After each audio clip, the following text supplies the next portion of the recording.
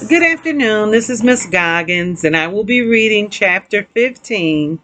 And the winner is 10 years later, Nick Allen was a junior in college. And during November of his junior year, two important things happened. First, Nick turned 21 years old, and the Frindle trust fund set up by his father became legally Nick's. Nick was rich. Nick was very rich. Nick was so rich he couldn't even begin to imagine how rich he really was. Nick wanted to give his parents some of the money, which they said they did not need and would not accept. But Nick reminded them that they had always wanted to travel and they would just think of this as a big birthday present or something. So they accepted. And Nick also wanted to give some money to his big brother James, who said he did not need it and would not accept it. But Nick reminded James that his 2-year-old daughter would grow up and go to college someday. And besides, hadn't James once given Nick his whole baseball card collection? So James accepted the gift. After that, Nick went out and bought himself a fast new computer and about 10 new games and a mountain bike. Then he tried to forget about the money, which is a hard thing to do, but he managed pretty well and kept working on his college degree as hard as ever. The second important thing that fall was the arrival of a package at Nick's apartment. One day, a large, heavy package. It was from Miss Granger. There were 3 things in this package. 1, a brand new 8th edition Webster's College Dictionary. 2, a short handwritten note taped to the cover of the dictionary. And 3, a fat white envelope. Turning the white envelope over, Nick saw his name. He had written it there one September afternoon in Mrs. Granger's room after school, 10 years ago. Nick set the envelope down and gently peeled the note off the front of the dictionary. My dear Nicholas, please turn to page 541 of this book. Nick grabbed the dictionary and leafed to page 541, his heart pounding. And there between Fremmel and fringe, he read, Frindle, a device used to write or make marks with ink, arbitrary coinage, originated by Nicholas Allen, American, 1987. See pen. Nick went back to the note from Miss Granger. This is a brand new dictionary, the one I recommended that my students use for their homework. And now when I teach them how new words are added to the dictionary, I tell each and every one of them to look up the word Frindle. And of course, I have sent along that letter I promised to give you when our little battle was over. And now it's over. Your teacher, Mrs. Lorelei Granger. Nick's head was spinning. With shaking hands, he opened the fat white envelope. He pulled out the 10-year-old letter and began to read. Dear Nicholas, if you are reading this letter, it means that the word Frindle has been added to the dictionary. Congratulations. A person can watch the sunrise, but he cannot slow it down or stop it or make it go backward. And that is what I was trying to do with your word. At first, I was angry. I admit that. I was not happy to see the word pen pushed aside as if it did not matter. But I guess that if the Latin word for feather had been friendless instead of pena, then you probably would have invented the word pen instead. Like the sunrise, some things just have to happen, and all you can really do is watch. The word friendo has existed for less than 3 weeks. I now see that this is the kind of chance that a teacher hopes for and dreams about. A chance to see bright young students take an idea they have learned in a boring old classroom and put it to the real test in their own world. I confess that I am very excited to see how it all turns out. I am mostly here to watch it happen.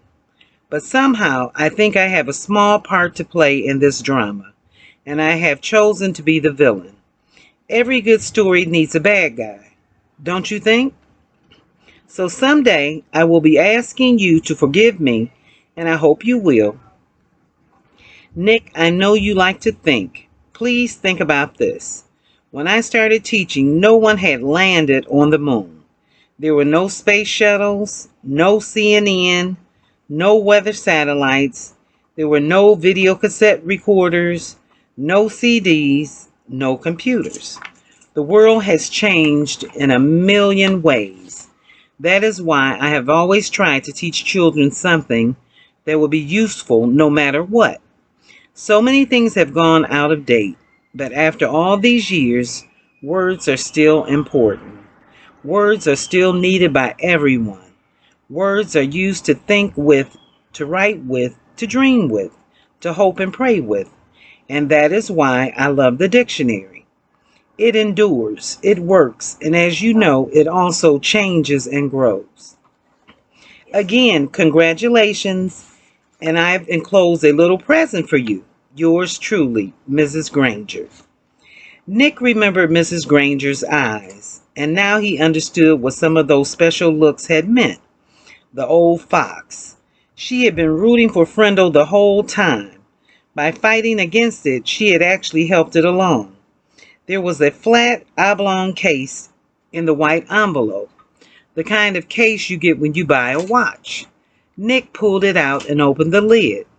Inside, there was something else Nick had not seen for 10 years.